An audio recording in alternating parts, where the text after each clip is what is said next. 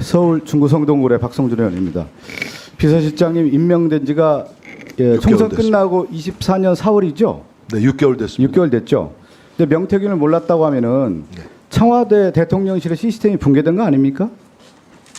명태균에 대한 인지를 못했다고 하면은 대통령실의 어떤 감찰 기능이라든가 명태균에 대한 이런 행태에 대해서 전혀 감지 못했다고 하면은 대통령실의 시스템이 붕괴됐다 이렇게 볼 수 있는 거 아니에요? 4월 달에 왔기 때문에 네. 총선 이후에 그 최근에 명태균 의혹은 그 언론을 통해서 그 뉴스 토마토인가요?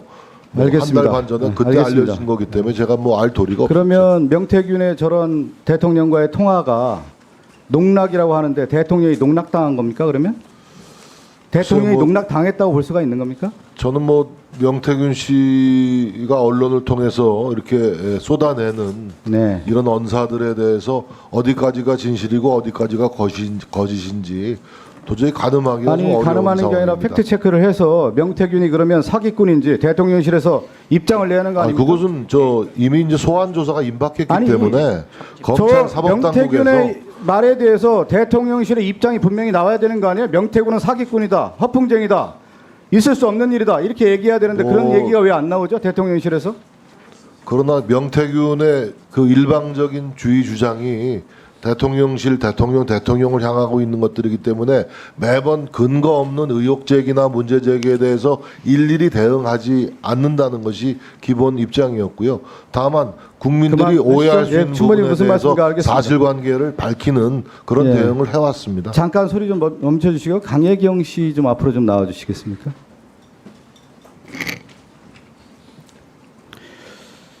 우리가 강혜경 씨 팩트 체크를 이렇게 쭉 해보면 네. 그게 어느 정도 사실인지가 규명이 되잖아요. 네, 근데 이제 명태균 씨가 김영선 씨를 공천을 했다 실질적으로 네. 그게 드러난 거고 또 윤석열 대통령과의 통화에서 드러난 거 아니겠어요? 네 맞습니다. 평소에 명태균 씨가 그 얘기를 계속 해왔던 거죠.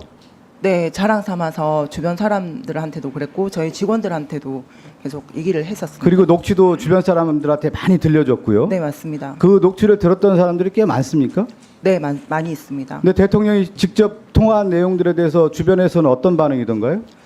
좀 대단하게 보죠. 그렇죠. 네네. 그리고 타이밍이 저는 중요하다고 봐요. 우리가 모든 일이 영화도 그렇고요. 모든 일이 언제 누가 무엇을 해요.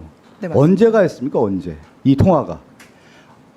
저 5월 9일로 5월 9일이죠. 네 맞습니다. 공천하기 하루 전날이고. 하루 전날. 그 전에 통화했을 때는 걱정하지 말아라고 우리 강혜경 씨가 또 전화를 했었지 않습니까? 네. 그렇죠. 5월 2일 날. 아마 네네. 공천 될 거니까 걱정하지 마라. 김건희 여사한테 들었다. 이 얘기 강혜경 씨한테 했던 거죠. 네 저한테 했던 말들입니다.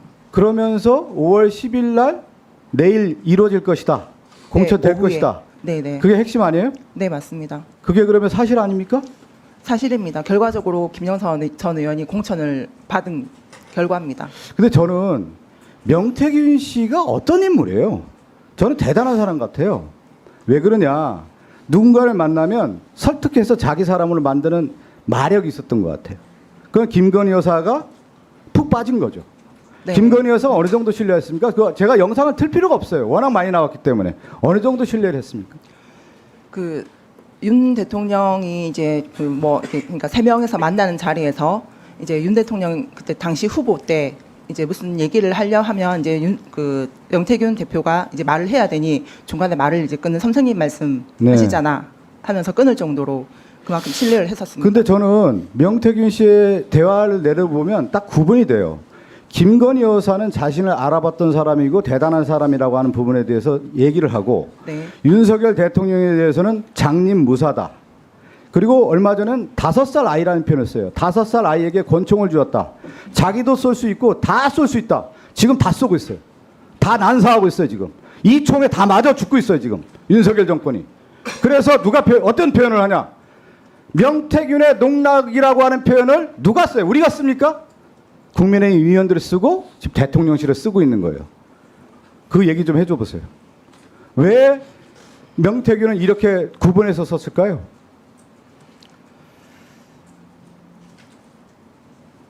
그 명태균 대표가 뭐 허세라든지 예. 이렇게 사기성이 있는 그런 얘기는 한 적이 없습니다.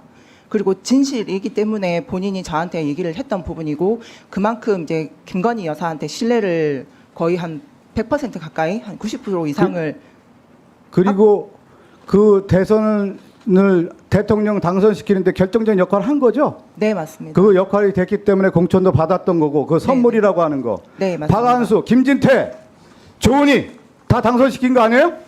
맞죠? 네. 그 역할에 따라서 그 명태균의 선물을 받았다 이렇게 표현 쓴 거고요.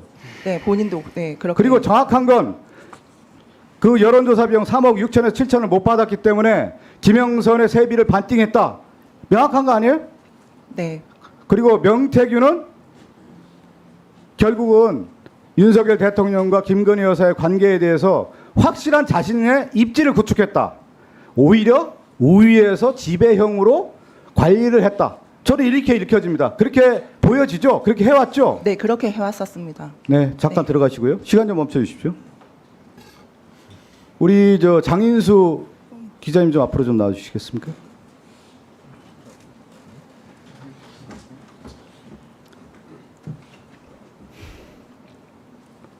대통령실에 역학 관계를 누가 제일 많이 할까요? 대통령실에 있었던 사람들이 제일 알죠.